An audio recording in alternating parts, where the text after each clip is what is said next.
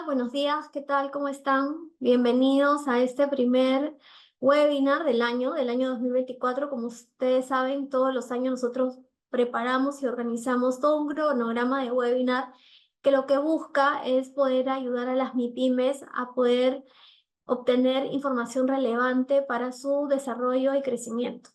El día de hoy tenemos un tema súper importante. Vamos a hablar o sea, hemos buscado espacios que nos ayuden a que podamos contribuir al crecimiento de las MIPES, y el día de hoy vamos a hablar sobre la creación del perfil de cumplimiento tributario en las MIPYMES y algunos puntos de atención que deben conocer para poder prevenir contingencias tributarias. Vamos a hablar sobre el reglamento de perfil de cumplimiento ante SUNAT, sobre el sistema integrado de libros electrónicos y sobre la consignación de RUC en la publicidad de bienes y servicios. El día de hoy nos acompaña José Julio Hernández. José Julio Hernández es gerente de Tax and Legal Service de PwC Perú. José Julio es abogado titulado de la Universidad de Piura. Fue primer puesto de la promoción egresada en el 2020. Es autor de diversos artículos en materia fiscal en asociaciones de la Universidad de Piura y en la Universidad del Pacífico. Se desempeñó como profesor adjunto del curso de Derecho Tributario número 2 en la Universidad del Pacífico y cuenta con una amplia experiencia en asesoramiento fiscal en transacciones locales e internacionales, reestructuraciones de grupos empresariales, así como trabajos de planeamiento tributario.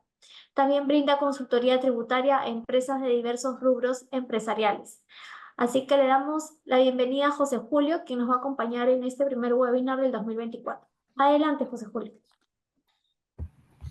Muchas gracias, Patricia. También agradecer a Talma por la confianza para ser parte de este primer webinar y también agradecer a todos los presentes. Como mencionaba Patricia, eh, el objetivo de este webinar es resaltar y comentar las consideraciones más relevantes de 4 temas que, en nuestra opinión, son muy relevantes actualmente y en especial que van a ser muy relevantes en general para todas las empresas durante los próximos meses del 2024. El primero de ellos es la creación de los perfiles de cumplimiento, que en resumen es una forma de clasificación por parte de la SUNAT a cada uno de los contribuyentes. En segundo lugar, también conversaremos y daremos algunas notas sobre la creación de los sujetos sin capacidad operativa. Y como últimos puntos, delinearemos también algunas consideraciones de la nueva forma de llevar el registro de compras y de ventas, o también llamado el Sistema Integrado de Registros, o el SIRE. Y finalmente, también comentaremos sobre la creación de la obligación de publicar el RUC en general en todos los ofrecimientos de productos y de servicios. Con ello, damos inicio a esta charla. Por favor, la siguiente. Como comentaba, el primer tema que vamos a abordar es el de la creación de los perfiles de cumplimiento. Actualmente existe el régimen de buenos contribuyentes, que en resumen es una clasificación o una selección que realiza la SUNAT de manera interna de cuáles son los contribuyentes que a lo largo de los últimos meses y en general de los últimos años han cumplido adecuadamente con sus obligaciones tributarias. Esto es, presentar a tiempo las declaraciones juradas de impuestos, pagar oportunamente sus tributos, etc. Ahora bien, el defecto o el principal problema de este sistema es que no es transparente. De hecho, no podemos identificar cuáles son los criterios que sigue la SUNAT para poder acceder a este régimen. Y por ello, y hay además que no abarca a todos los contribuyentes, ¿no? Es por ello que desde el año pasado se empezó a emitir una serie de normativa reemplazando este sistema y creando un nuevo sistema que es precisamente el de los perfiles de cumplimiento. Este sistema, en resumen, lo que busca es clasificar a los sujetos que están obligados a cumplir con obligaciones tributarias, es decir, todas las empresas, y asignar un perfil de cumplimiento a cada uno de ellos. A su vez, dependiendo de la clasificación que, como veremos más adelante, se asigne a la empresa, pues accederemos a beneficios o también tendremos algunas limitaciones que son Ujú. muy relevantes. Sí. Por favor, la siguiente. Entonces, bueno, la primera pregunta que debemos hacer es, ¿a quién aplica este nuevo sistema? En general, la intención de la norma es que durante los próximos años este sistema aplique absolutamente a todos los contribuyentes, no solo a las empresas, sino también a las personas naturales como nosotros. Sin embargo, en una primera fase se ha implementado, o de hecho el objetivo es asignar los perfiles de cumplimiento a todas las empresas que generen, bueno, en general a todos los sujetos que generen rentas de tercera categoría, en otras palabras, todas las empresas o personas que desarrollen actividad empresarial. No es relevante el sistema o el sistema tributario al que estemos, al que correspondamos. Podemos estar bajo el régimen general, bajo el régimen MIPE y en general también a cualquier régimen especial, pero si desarrollamos actividad empresarial, este tema es muy relevante para nosotros, ¿no? Ahora, ¿qué es lo que se ha publicado? Pues en primer lugar se publicó una norma donde se creaba este régimen y hace unos meses se publicó el reglamento, el cual ya contiene cuáles son los criterios que va a seguir la SUNAT a efectos de asignarnos cada uno de estos perfiles. Una segunda pregunta, ya teniendo claro cuáles son los sujetos, es cuáles son las clasificaciones. Como pueden ver, la SUNAT ha decidido, se ha decidido un sistema de 5 clasificaciones. Desde la clasificación A, que significa que estamos en un nivel de cumplimiento muy alto, hasta el nivel E, a la clasificación E, que significa que estamos en un nivel de cumplimiento muy bajo.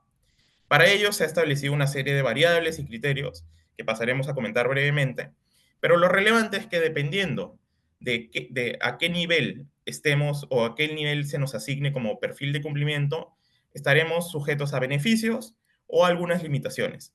Pero no debemos quedarnos solo ahí. O sea, finalmente es una cuestión tributaria, pero lo cierto es que es muy probable de que esto tenga implicancias más allá de los temas tributarios.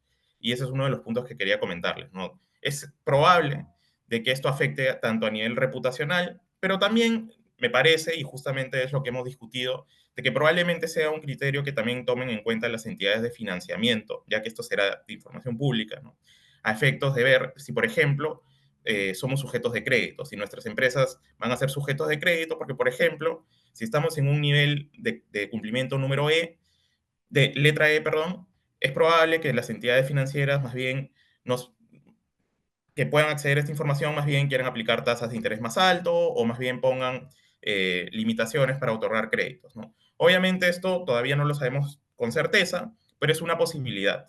Entonces, con lo que quiero que nos quedemos en este punto es que la determinación o asignación de los perfiles de cumplimiento tiene tanto implicancias tributarias, con beneficios o limitaciones tributarias, pero no solo queda ahí, sino que es probable que en el futuro esto sirva como uno de los criterios que utilicen las entidades, por ejemplo, para la asignación de créditos, entre otros. Y finalmente va a afectar de todas maneras nuestra reputación como empresa, porque que se nos asigne un nivel de cumplimiento E significa que no estamos a tiempo con nuestras obligaciones tributarias, que no hemos presentado nuestras declaraciones a tiempo, que hemos cometido infracciones, que se nos ha aplicado multas, entre otros aspectos. Entonces, bueno, eso es. Por favor, la siguiente. Entonces, muy brevemente, quería comentarles, entonces, claro, ya viendo o ya sabiendo cuáles son estos perfiles de cumplimiento, la siguiente pregunta que nos hacemos es, oye, entonces ahora, ¿de qué manera es que podemos prevenir o de qué manera podemos asegurarnos que la SUNAT, cuando llegue a hacernos esta revisión, asigne a nuestras empresas un nivel de cumplimiento A, ¿no? Bueno, la respuesta es un poco más compleja.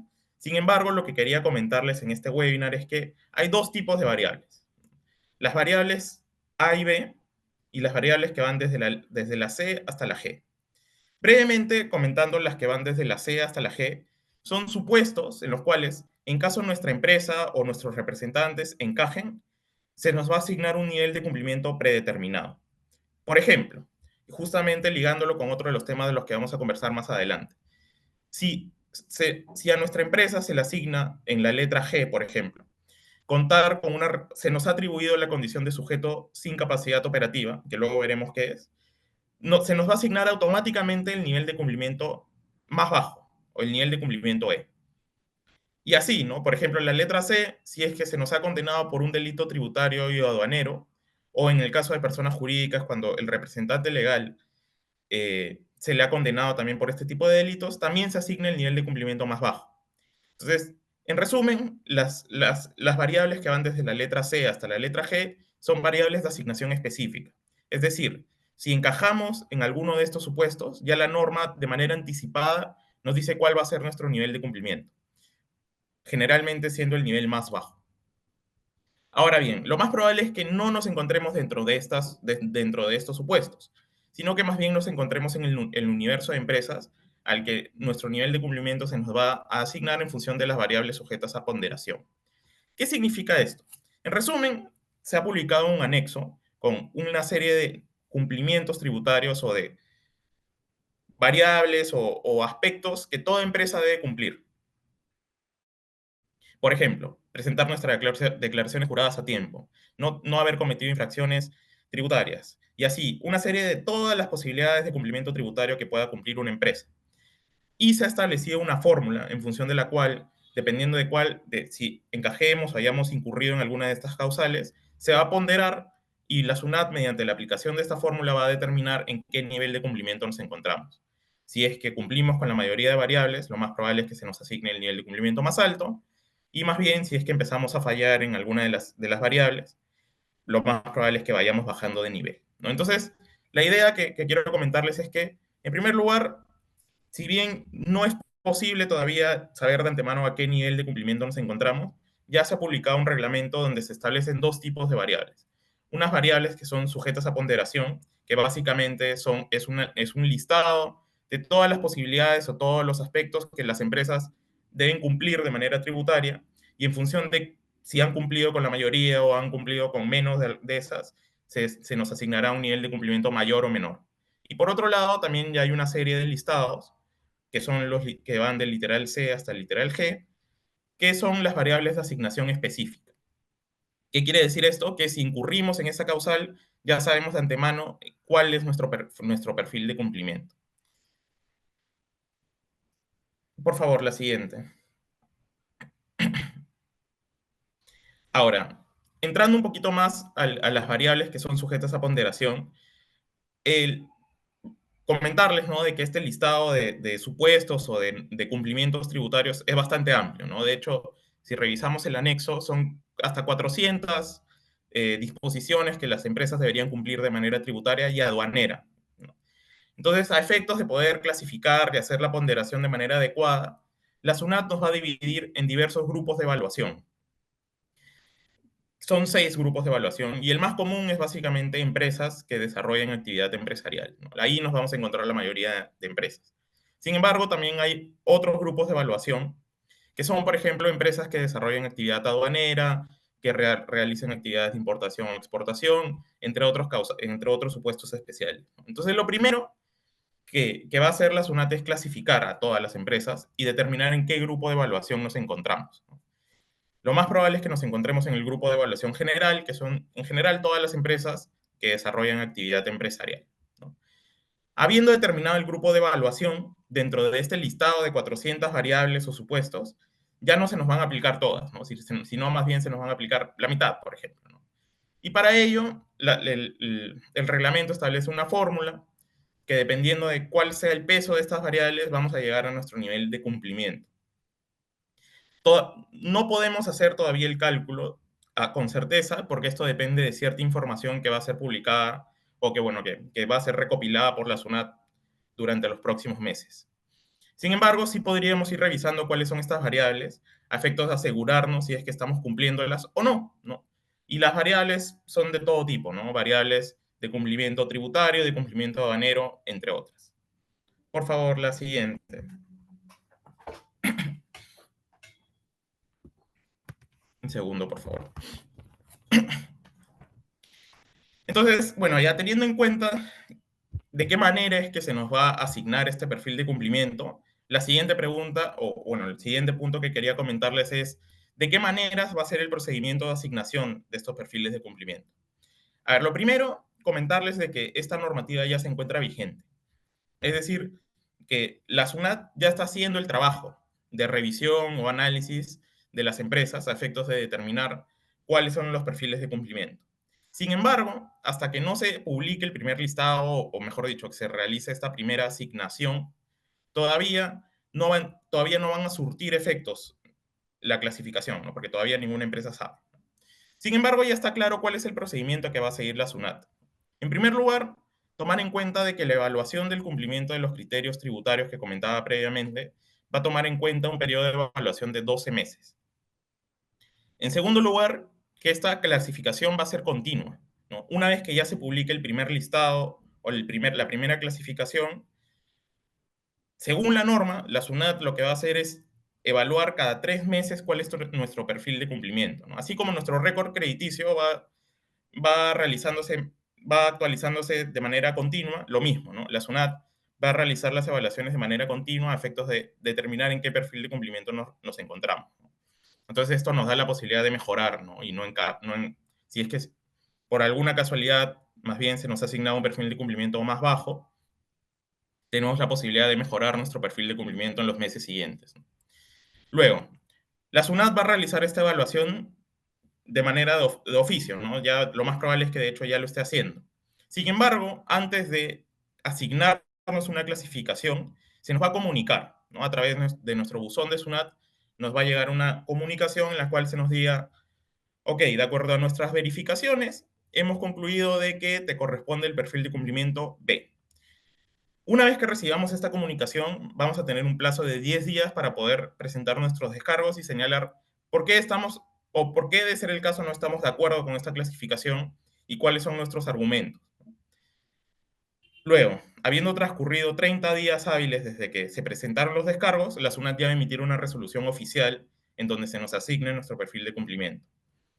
También es posible impugnar, es decir, apelar esta resolución, ¿no? Pero no va a ser lo más común porque lo más fácil va a ser esperar a la siguiente clasificación y mejorar en los criterios, ¿no? Por favor, la siguiente. Entonces, bueno, ya, y el último punto, y de hecho con esto quería concluir porque es lo que quería, es uno de los puntos más importantes que quería que se queden, es cuáles son los efectos de la clasificación o por qué es relevante, ¿no? Como les comentaba al inicio, por un lado son aspectos tributarios y por otro lado también son aspectos reputacionales. Entonces, en resumen, como les comentaba, ¿no? Si estamos en los niveles de cumplimiento más altos, lo más probable es que, o mejor dicho, se van a establecer una serie de beneficios tributarios, que por ahora no están del todo claros, de hecho todavía no se han publicado en su totalidad, pero ya hay algunos aspectos que sí deberemos tomar en consideración, ¿no? Por un lado, por ejemplo, las empresas a las que sea aplicable van a poder aplicar a la devolución de IGB a turistas, ¿no? Y uno de los puntos que quería resaltar era en que si estamos en el nivel de cumplimiento, es decir, la clasificación A, vamos a poder utilizar los montos depositados en las cuentas de detracciones para el pago de tributos de importaciones también, ¿no?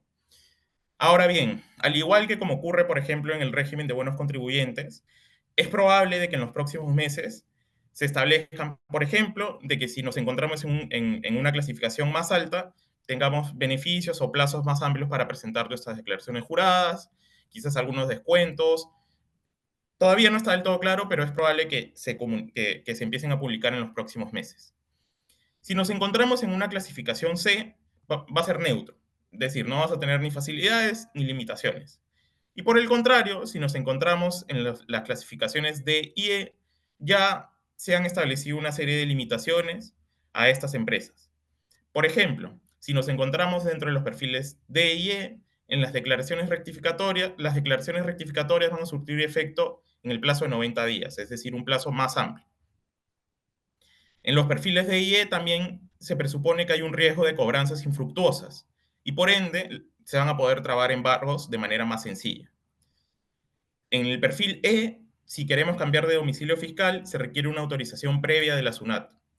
Y quizás el perjuicio más importante o la limitación más importante es la referida a la utilización de medios de pago. Como sabemos, actualmente se encuentra en vigencia una normativa que establece que la mayoría de pagos que realicemos para que tengan efectos tributarios y podamos deducirlas como gasto, etcétera, se deben realizar mediante el sistema financiero. Deben cumplir con lo que llamamos la bancarización, ¿no? Actualmente hay un monto que es de $1,000, conforme al cual, o sea, si los pagos que realizamos son superiores a este monto, sí o sí deben ser bancarizados. Entonces, ¿cuál es el perjuicio o cuál es la limitación para las empresas que se encuentran en los perfiles D y E? Que más bien ese monto se reduce al 30%. Entonces, todos los pagos que sean por menores al 30%, $300, eh, sí o sí van a tener que realizarse mediante el sistema financiero, porque si no, no van a ser aceptados para fines tributarios. Esto claramente es una limitante porque ya afecta no solo a los consumos, a los pagos a proveedores o a clientes, sino que al ser montos tan pequeños, incluso podría afectar la utilización de caja chica, entre otros pagos que ya son menores y que normalmente los hacemos con efectivo, ¿no? Entonces, todavía, como les comento, es probable que en las próximas semanas o meses se publiquen más beneficios y más limitaciones para las empresas dependiendo del nivel de clasificación, pero ya hay algunos y no son menores, ¿no? Ya hay algunas consideraciones que debemos tomar en cuenta. Y como conclusión de este primer tema, el mensaje que quería transmitirles es que, uno, este sistema cambia radicalmente lo que tenemos, ¿no? La SUNAT ahora, el objetivo es asignar a cada uno de los contribuyentes un nivel de clasificación. Absolutamente todos, ya no solo las grandes empresas, sino todas las empresas.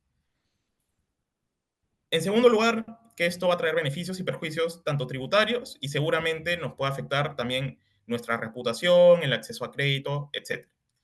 Y en tercer lugar, que todavía estamos a tiempo, ¿no? Todavía la SUNAT no ha realizado la primera asignación de la clasificación y de hecho podemos revisar la normativa, este material que se va a hacer transmitido, que se va a hacer compartido, también pueden revisar y asegurarse de de que nuestras empresas no encajan en los supuestos que nos lleven a que se nos asigne un perfil de cumplimiento D y D. Entonces, tenemos todas las herramientas para asegurarnos el cumplimiento tributario de las empresas y por el solo hecho de cumplir a tiempo nuestras obligaciones tributarias, se nos va a asignar el nivel de cumplimiento A y B, lo cual nos puede generar beneficios tributarios y en general tener una buena imagen como empresa. Y con esto terminaríamos este primer tema. Por favor, la siguiente. Solo recordarles que pueden hacer sus preguntas en el chat y serán contestadas al cierre de la exposición. Vamos a tener un espacio para contestar preguntas. Bueno, comenzando con el segundo tema, eh, justo ya lo comenté o lo mencioné en la primera parte, ¿no? De hecho, la SUNAT viene realizando esfuerzos y de hecho implementando diversas medidas para evaluar la fehaciencia de los gastos o en general la fehaciencia de los servicios y de las operaciones de compra de bienes. ¿Qué quiere decir eso? Que la SUNAT está haciendo muchos esfuerzos para asegurarse de que las operaciones tienen sustancia, de que las operaciones que realizan los contribuyentes son reales, no son operaciones simuladas, no son operaciones falsas, no están vendiéndose facturas, sino que los contribuyentes realizan operaciones reales y que tienen sustancia. Dentro de estas medidas se ha creado lo que llamamos el sujeto sin capacidad operativa, que básicamente, como define la norma, los sujetos sin capacidad operativa son los contribuyentes que figuran como emisores en los comprobantes de pago, facturas o boletas, pero que no tienen los recursos económicos, financieros, materiales, humanos u otros, o que estos no resultan idóneos para realizar las operaciones por las que se emiten estos documentos. ¿Qué quiere decir esto? O sea, la SUNAT lo que está atacando son a los contribuyentes que emiten facturas, por ejemplo, por la prestación de servicios o por la venta de bienes, pero que cuando se revisan los activos de estas empresas o los medios que tienen estas empresas, no tienen los medios suficientes para prestar estos servicios. Por ejemplo, ¿no? Imagínense que hay una empresa que se dedica a prestar servicios de seguridad, ¿no? Sin embargo, al revisar la planilla de los trabajadores, al revisar la planilla no tiene trabajadores o tampoco tiene contratos de tercerización de trabajadores. Sin embargo, todos los meses emite facturas de servicios de seguridad. Entonces, la SUNAT presupone de que acá hay algo raro, ¿no? O sea, acá parece que esta empresa o supuestamente esta empresa se dedica a prestar servicios de seguridad, pero no cuenta ni con trabajadores, ni contratos, ni siquiera con medios que permitan prestar este tipo de servicios. Entonces, justamente lo que busca la SUNAT es atacar a este tipo de contribuyentes y como veremos, esto va a generar implicancias. La norma establece algunos ejemplos de cuándo es que un contribuyente puede ser considerado como sujeto sin capacidad operativa, pero que básicamente recoge lo que les he comentado. Por ejemplo, va a ser un sujeto sin capacidad operativa aquel el que no cuenta con infraestructura de bienes o esta no es idónea, ¿no? O sea, si es una empresa dedicada a prestar servicios de, no sé, de servicios digitales, pero no tiene una infraestructura adecuada para prestar los servicios, podría encajar en este supuesto. Otro ejemplo son empresas que no tengan personal o que el personal que tengan no es idóneo. Por ejemplo, puede ser una empresa, puede ser una empresa dedicada a la prestación de servicios de consultoría especializada en impuestos, pero revisando la planilla no tiene trabajadores que cumplan con las características para prestar este tipo de servicios. Podría encajar en ese supuesto. No tiene activos o no son idóneos. Otro ejemplo. Y en general, cualquier otro supuesto que a consideración de la SUNAT permite evidencia de que la empresa no cuenta con los medios idóneos para realizar las actividades que supuestamente realiza. Por favor, la siguiente. Muy brevemente, esta normativa de hecho ya viene desde hace un par de años. La primera norma se publicó desde el 2022, pero lo último que se ha publicado es el reglamento, que en resumen básicamente establece cuál es el procedimiento que va a seguir la SUNAT a efectos de asignar o determinar si es que calificamos como un sujeto sin capacidad operativa. Muy brevemente, este procedimiento consiste en que la SUNAT va a tener la facultad de realizar verificaciones de campo, es decir, va a poder ir a nuestras empresas y revisar si contamos con los medios idóneos. Luego va a emitir un requerimiento y los contribuyentes van a poder responderlos. Y finalmente, pues se nos va a comunicar cuál es nuestro, o mejor dicho, se va a publicar un listado que va a ser de acceso público, en los cuales se van a publicar cuáles son las personas que califican como sujetos sin capacidad operativa. Por favor, la siguiente.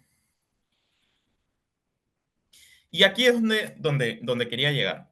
Entonces, al inicio ya hemos comentado, o sea, cuándo conceptualmente una empresa puede calificar como sujeto sin capacidad operativa. Ahora, la relevancia o los efectos de tener esta calificación no es menor. De hecho, es muy relevante y puede afectar nuestra empresa de manera drástica. De hecho, si es que luego del procedimiento de la SUNAT se nos asigna o se nos denomina como un sujeto sin capacidad operativa, los efectos son los siguientes. En primer lugar, si emitimos comprobantes físicos, se nos va a dar de baja las series de estos comprobantes. Y en segundo lugar, el sujeto sin capacidad operativa únicamente va a poder emitir boletas de venta y notas de débito o crédito. En otras palabras, ¿qué es lo que no vamos a poder hacer? Pues emitir facturas. Y obviamente esto nos afecta drásticamente porque nuestros clientes no van a querer contratar con nosotros. ¿Por qué? Porque las boletas no nos permiten deducir el gasto o solo hasta un pequeño monto. Entonces, las grandes empresas que contraten a proveedores, obviamente lo primero que se van a fijar es si es que este proveedor se encuentra dentro del listado de sujetos sin capacidad operativa. Y si nos encontramos dentro de este listado, el primer filtro que va a hacer esta empresa es no contratarnos. ¿Por qué? Porque contratarnos nos va a generar un perjuicio, porque no voy a poder deducir el gasto.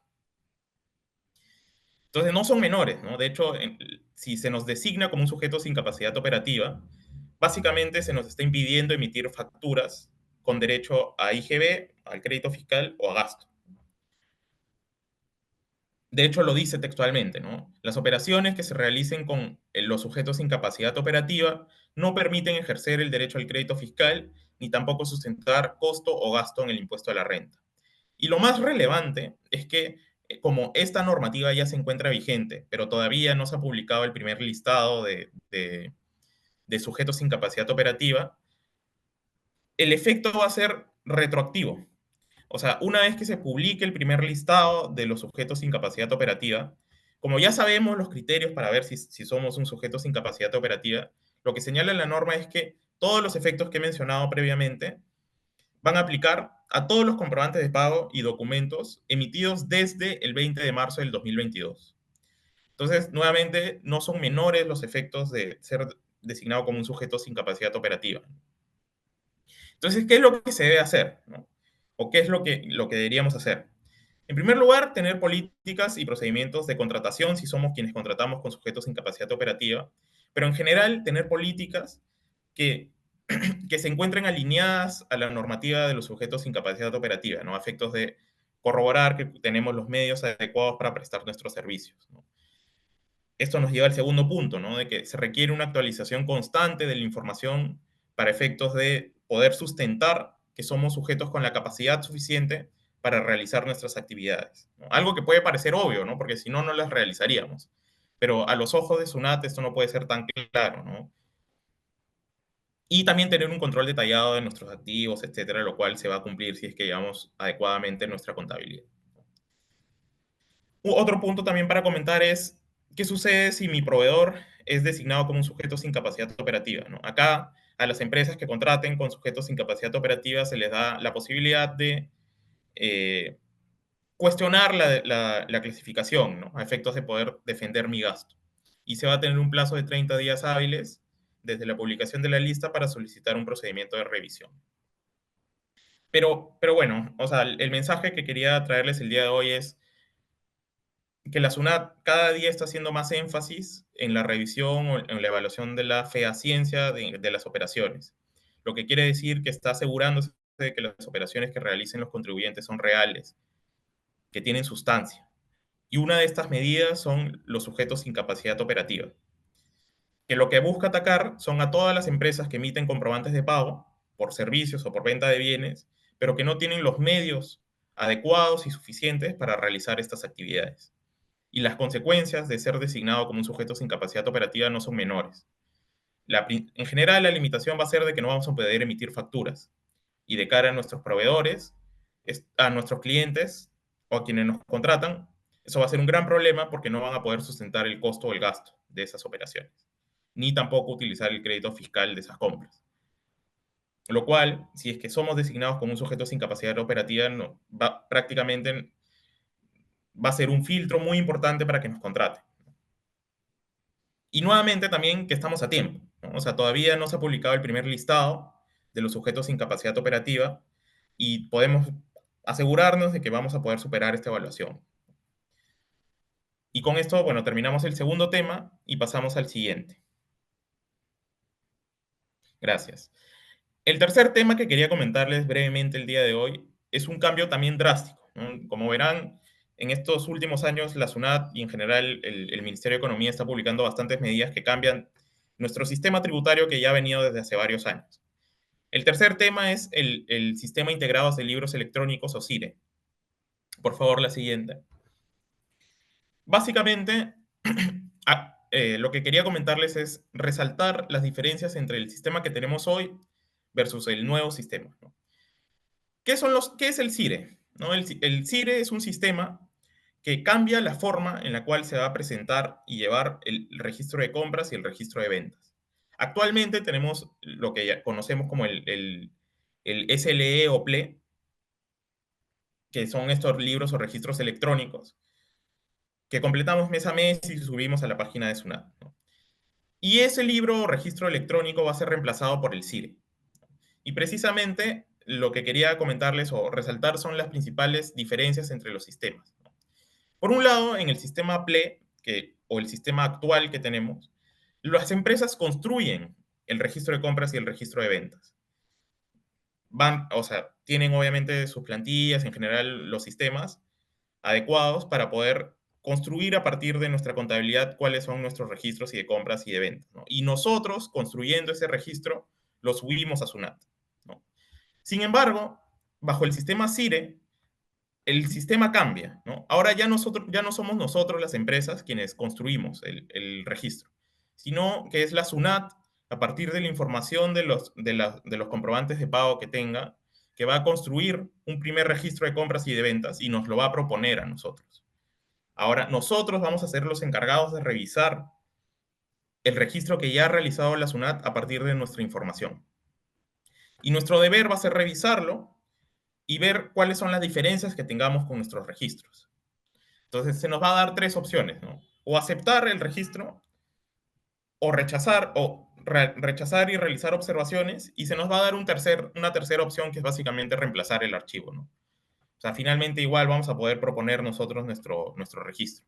Sin embargo, esto va a alertar a la SUNAT, ¿no? ¿Por qué es que mes a mes, en lugar de aceptar nuestra propuesta de la SUNAT, las empresas lo único que hacen es reemplazar el archivo? Esto puede levantar la alerta de la SUNAT y decir, acá hay algo raro, lo cual puede aumentar las posibilidades de fiscalizaciones.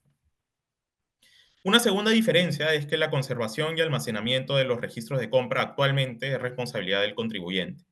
Ahora, como la SUNAT es quien va a tener este sistema y va a proponer los registros, va a ser la encargada de almacenar estos registros. En tercer lugar, que actualmente el registro de ventas y de compra no se puede actualizar retroactivamente, ¿no? Sino que cuando nos detectamos que hay un error o hemos tenido sí, una omisión, un error en nuestro registro de periodos pasados, solo se va a poder actualizar en periodos presentes mediante los estados 8 y 9. Ahora, con este nuevo sistema, sí se va a poder realizar ajustes en el periodo correspondiente, ¿no? Esto va a poder permitir hacer los ajustes y dar de manera más ordenada el registro.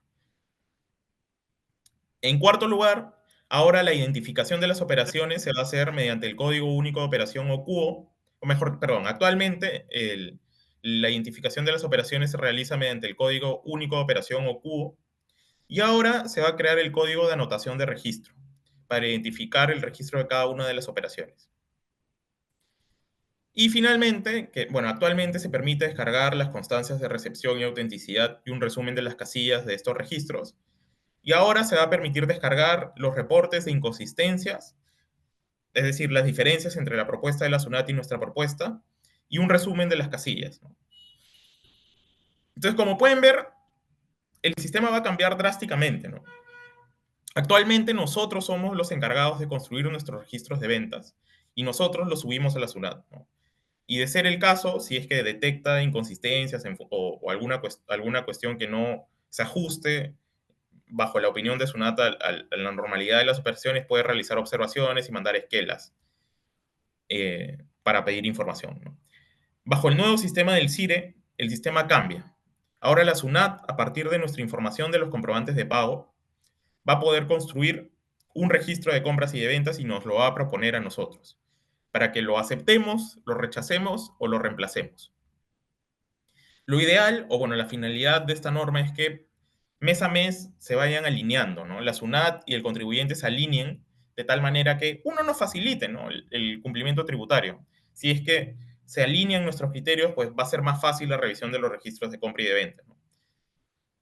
Pero además también tiene como finalidad ver las inconsistencias, ¿no? Las diferencias entre lo que para la SUNAT debería ser el registro versus lo que sube el contribuyente.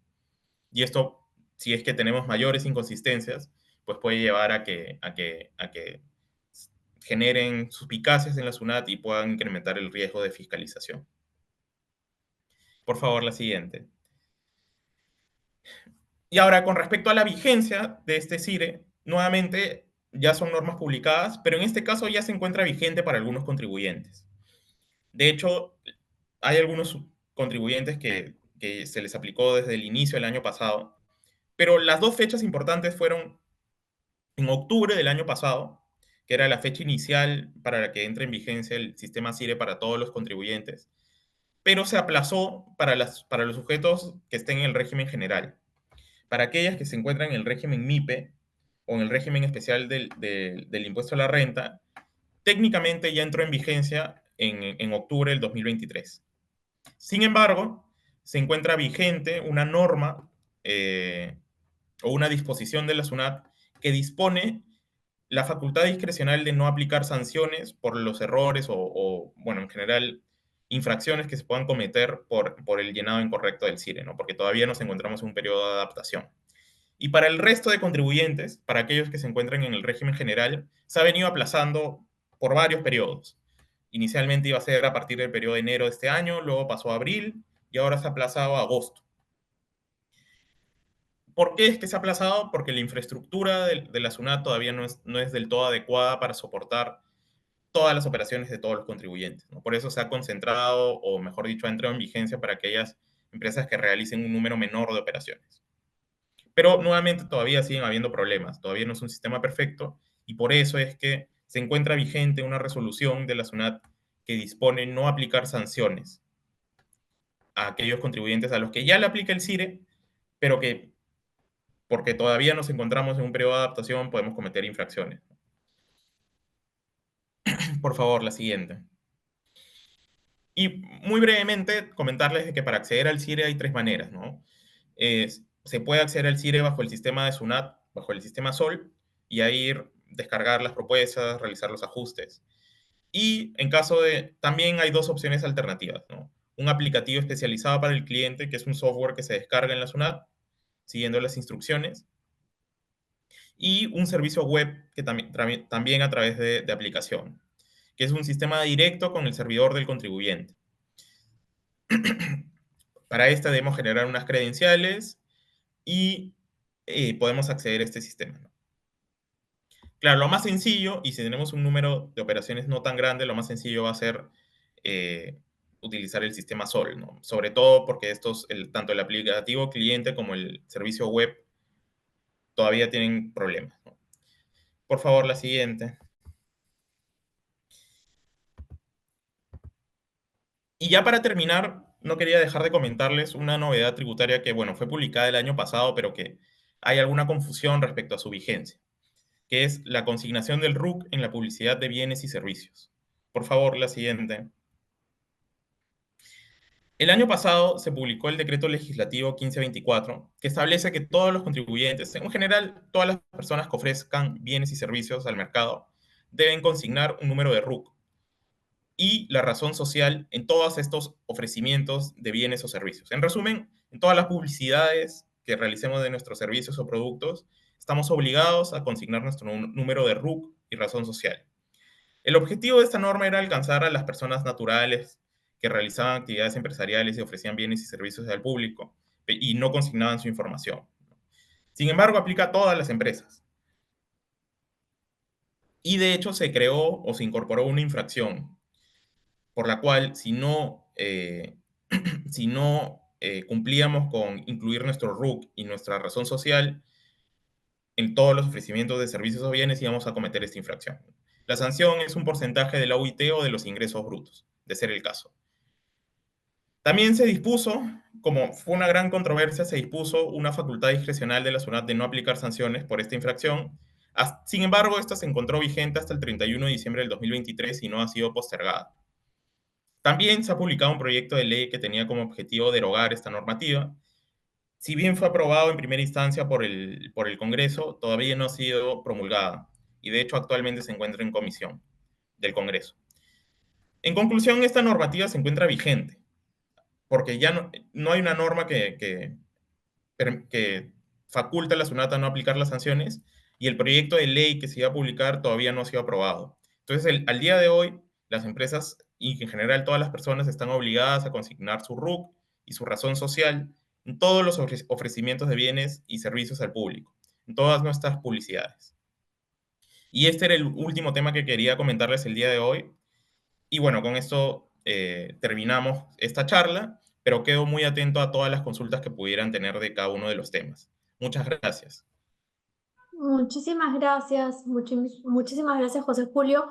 Creo que tenemos algunas preguntas. He visto, no sé si te las puedo hacer para que nos ayudes a responderlas. Te preguntan, Sí, ¿cómo claro. identificar, cómo identificar el perfil de cumplimiento de mi empresa? Si es que hay alguna página y si se puede mejorar un perfil de nivel de cumplimiento.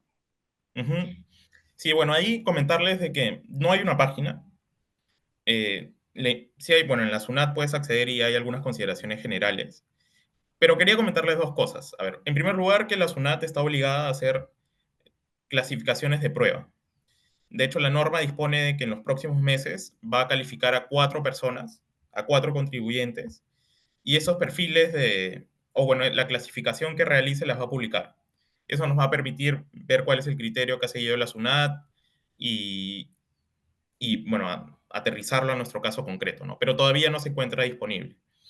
No obstante, como les comenté, ya están claro cuáles son los perfiles, cuáles son las obligaciones o cuáles son las variables que se van a utilizar para determinar cuál es nuestro perfil, ¿no?